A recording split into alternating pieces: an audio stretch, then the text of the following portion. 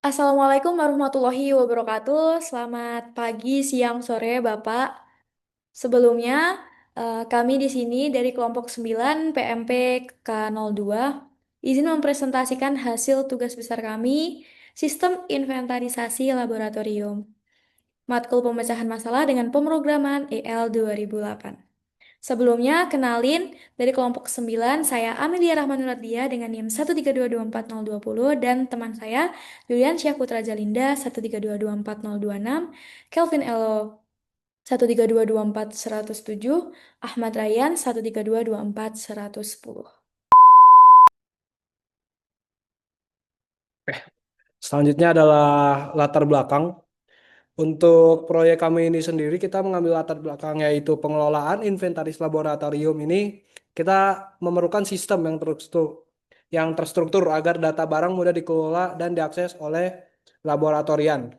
Tujuan utamanya adalah mengelola data inventaris laboratorium, mempermudah pencarian dan pembaruan data, dan mengimplementasikan hash table dalam bahasa C.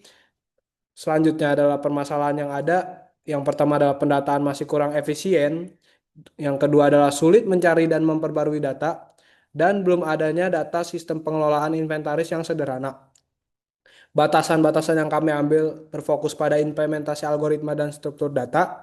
Program berjalan melalui terminal. ID barang dimasukkan oleh pengguna, bukan dibuat secara otomatis. Dan yang terakhir, pencairan data dilakukan berdasarkan ID barang. Oke, di sini jadi struktur data yang kami gunakan pertama ada hash table. Jadi hash table ini digunakan sebagai media penyimpanan utama data inventaris. Jadi hash table ini juga mempercepat proses pencarian data berdasarkan ID barang. Jadi setiap ID ini dipetakan ke bucket menggunakan fungsi hash.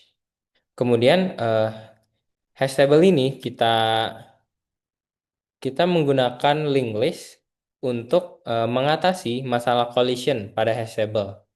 Jadi apabila dua data memiliki indeks hash yang sama, data yang disimpan dalam satu bucket akan menggunakan linked list. Selanjutnya ada fitur program. Nah, yang pertama ada tambah data. Jadi, di tambah data ini eh, bakal menambahkan data inventaris baru ke dalam sistem. Yang kedua ada hapus data yang berfungsi untuk menghapus data inventaris berdasarkan ID barang. Yang ketiga ada pengambilan barang. Jadi, bakal mengurangi jumlah stok barang yang diambil. Yang keempat perbarui data. Jadi bakal memperbarui informasi inventaris seperti kayak stok. Ada perbaruan stok, lokasi, status, peisi, dan pemiliknya gitu. Yang kelima ada pencarian data yang berfungsi untuk apa? Mencari data inventaris berdasarkan ID barang. Yang keenam, tampilan data yang menampilkan seluruh data inventaris yang tersimpan. Yang ketujuh ada klasifikasi data yang menampilkan data berdasarkan kategori, nama, PIC, atau pemiliknya. Dan yang terakhir ada MySkin ID, menampilkan data berdasarkan interval stok dengan ID yang disamarkan. Untuk selanjutnya kita akan coba telusuri flowchart dari sistem. Nah, di sini kita menampilkan sebagai contoh adalah flowchart dari main functionnya. Jadi kalau misalnya kita lihat semua fungsi-fungsi yang sudah dijelaskan oleh teman saya, semua itu dirangkap dalam satu fungsi menu. Jadi awalnya itu kita bakal tampilkan menu utama, di mana menu utama itu bakal tampilkan semua spesifikasi fungsinya dan coba eh, kita di diberikan pilihan memilih angka sesuai dengan fungsi yang pengen kita eksekusi.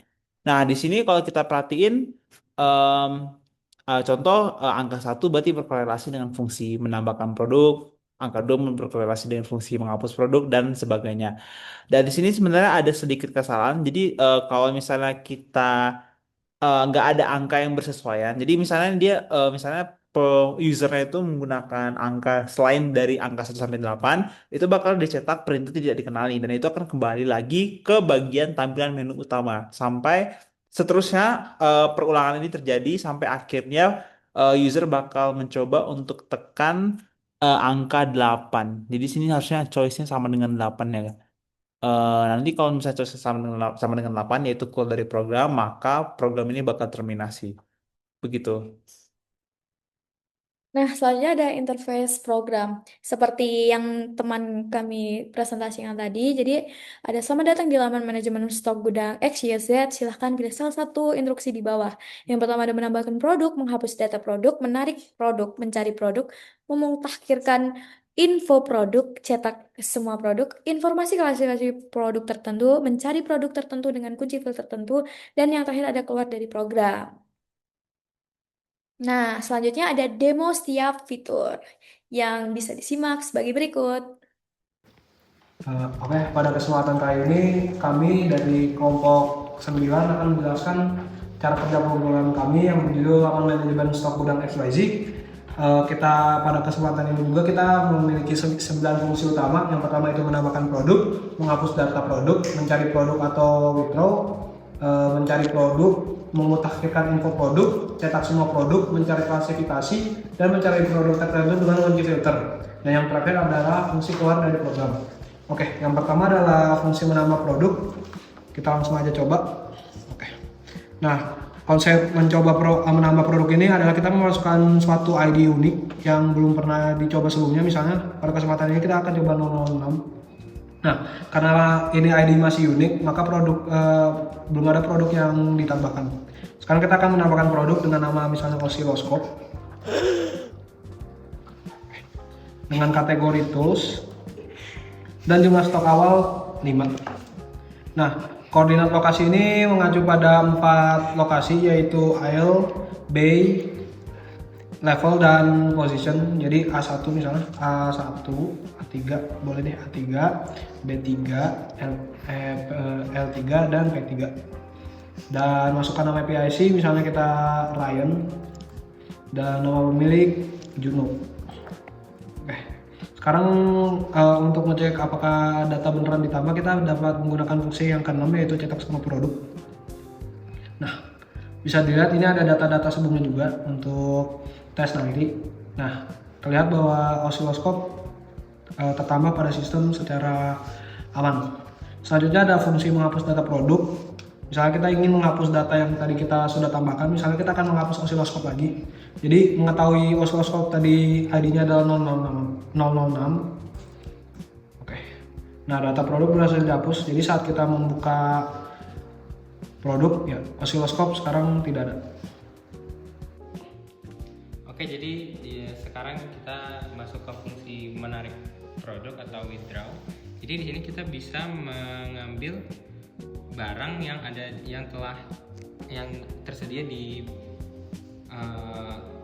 storage kita. Jadi di sini ada, misalnya kita mau ngambil H2SO4, di sini stoknya ada 40. Jadi kita bisa ambil di bawah 40. Jadi misal kita ingin mengambil barang dengan masukkan fungsi ketiga, masukkan ID 004, kemudian kita mengambil 10 barang. Oke, jadi 10 unit berhasil ditarik. Kita bisa cek kembali apakah sudah menjadi 30 unit. Di H2SO4 telah berhasil berkurang sebanyak 30 unit. Oke, selanjutnya untuk fungsi mencari produk, ini kita bisa mencari produk dengan memasukkan ID-nya. Misal kita ingin mencari produk dengan ID 002, kemudian kita bisa mencetak rincian produk dari 002. Jadi di sini rincian dari produk 002 berhasil kita cetak. Nah, selanjutnya kita akan coba memperagakan satu fungsi memutakhirkan info produk atau mengupdate info produk. Nah, sebelumnya kita coba lihat dulu sekali lagi produk-produk yang sudah ada di stok kita ya. Misalnya di sini kita coba update barang Arduino Micon. Nah, Arduino Micon tuh misalnya kita masukin ID 001. Nah, sesuai seperti yang kita incar Arduino Micon. Nah, coba kita update salah satu informasi, contoh informasi status barang. Nah, harusnya tadi status barangnya itu label itu tersedia. Coba kita masukin tetap tersedia. Nanti pasti langsung ada trigger yang mengatakan bahwa produk itu sebenarnya sudah memiliki status tersedia. Kita coba sekali lagi 01, coba kita barang lagi, tapi kali ini kita coba inputnya rusak. Nah sekarang statusnya berhasil diperbarui sukses. Jadi kalau misalnya kita cetak kembali semua stoknya, terutama di bagian Arduino Micro-nya, nanti bakal statusnya menjadi rusak. Contoh penggunaan fungsi memutakhirkan, bisa kita gunain juga untuk update pemilik barang. Harusnya kalau seperti yang tadi kita lihat di atas, pemilik barangnya itu Juli. Jadi kalau misalnya saya masukin nama saya sendiri Kelvin, selesai sukses, kita coba cetak, maka sekarang pemilik barang dari Arduino Micro adalah Kelvin. Begitu. Lalu untuk fungsi selanjutnya cetak semua produk seperti yang sudah dijelaskan oleh teman-teman saya dan saya sendiri. Jadi kalau misalnya kita tekan angka 6, maka otomatis semua stok barang akan tertampilkan. Ya, selanjutnya ada yang ketujuh, mencari klasifikasi produk tertentu. Oke, ketujuh. Nah, di mencari nilai unik ini, jadi ada 4 bagian, ada nama barang, kategori, nama pemilik, dan nama PIC. Coba kita ketiga ya, nama pemilik. Nah, keluar nih 5 nilai unik ditemukan. Ada Kelvin, Sigma, Luto, Sukri, dan Dani. Selanjutnya, karena tadi ada 4 bagian, kita coba satu lagi, 7. Misalnya 4 nama PIC. Nah, keluar juga 3 nilai unik ditemukan, ada Ryan, Kelvin, dan Julian. Nah, yang ke-8 ada mencari produk tertentu dengan kunci field tertentu. Ke-8, yes, keluar ada 4 kriteria pencarian, ada berdasarkan kategori, zona lokasi, status, dan jumlah stok. Mari kita kategori dulu. Satu, misal kategori yang dicari misal hasil pencarian filter stok yang tools 005 multimeter 4 dan lokasinya seperti ini. Karena nanti ada 4 bagian juga, coba kita satu kali lagi berdasarkan zona lokasi 2. Sel A2. Yes, muncul ada 2, ada HCL, H2SO4, 03, ini ada A2 dan A2. Oke, sekarang fungsi terakhir dari tugas kita adalah keluar dari program. Ini adalah fungsi utama dari program karena ini akan berguna untuk menyimpan dataset yang tadi kita dapatkan dalam suatu hardware seperti Arduino Uno. Pendekatan yang kita gunakan adalah menggunakan EEPROM agar dapat melewati power cycle. Jadi misalnya kalau kita keluar dari program, itu akan menyimpan data ke Arduino. Kita tahu ada 5 data juga dari fungsi cetak tadi. Oke.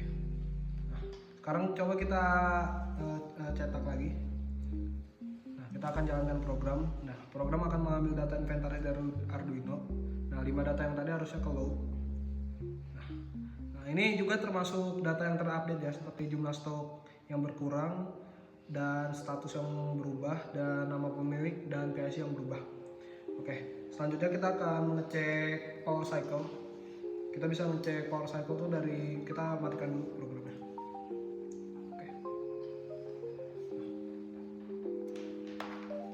Kita bisa lihat kita udah menyambung power cycle dari Arduino.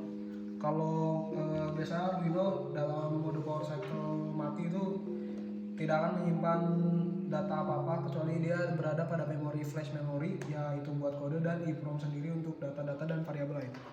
Nah, kita bisa lihat kalau misalnya kita mencoba menjalankan program ada peringatan Arduino tidak terdeteksi berjalan tanpa backup. Tapi setelah kita menyolok Arduino dan menjalankan Arduino lagi, nah, mengambil data inventaris. Nah, 5 data inventaris yang tadi masih ke save dan melewati power cycle. Jadi walaupun Arduino kita matikan dari power cycle, data-data yang kami save tadi akan tetap berada pada EEPROM, yang artinya kita masih bisa dapat data yang tadi tersimpan dalam Arduino ke dalam kode kita lagi. Oke, selanjutnya kita akan membahas kelebihan dan kekurangan dari program yang telah kami buat. Yang pertama adalah waktu lebih cepat karena kami telah mengimplementasikan hash table. Jadi kalau ada collision terhadap data, itu hash table bakal berfungsi sebagai dan akan membuat chaining dalam linked list. Selanjutnya struktur program modular, artinya program bisa saya diefisiensikan, diupdate, dan diberi fitur sejalan program pun berjalan. Berarti tiap update bisa dapat menggunakan untuk menambah fungsi-fungsi lainnya. Selanjutnya itu collision ditangani dengan linked list tadi seperti hash table yang mempengaruhi kecepatan waktu program, dan jika bila menambah memori lebih cepat dan pencarian data lebih cepat dengan hash table itu juga tadi merujuk ke kelebihan 1 dan 3. Selanjutnya kekurangan dari program sendiri, PROM yang digunakan masih terbatas, ya itu berarti data-data yang kita masih yang bisa masuk itu masih bisa terbilang masih simpel, belum terlalu kompleks. Selanjutnya ini karena kita harus menggunakan serial monitor dan port pada hardware Arduino, kita mau tidak mau harus menggunakan port komunikasi tersebut dan akan memblokir jika port tersebut ingin digunakan oleh hardware lainnya. Selanjutnya adalah penggunaan fungsi delay atau sleep pada C, delay pada C++ itu dapat mengaruhi eksekusi sistem karena kedua fungsi tersebut itu akan memblok perjalanannya kode atau clock pada sistem. Sekian presentasi dari kelompok kami, kurang lebihnya mohon maaf. Wassalamualaikum warahmatullahi wabarakatuh.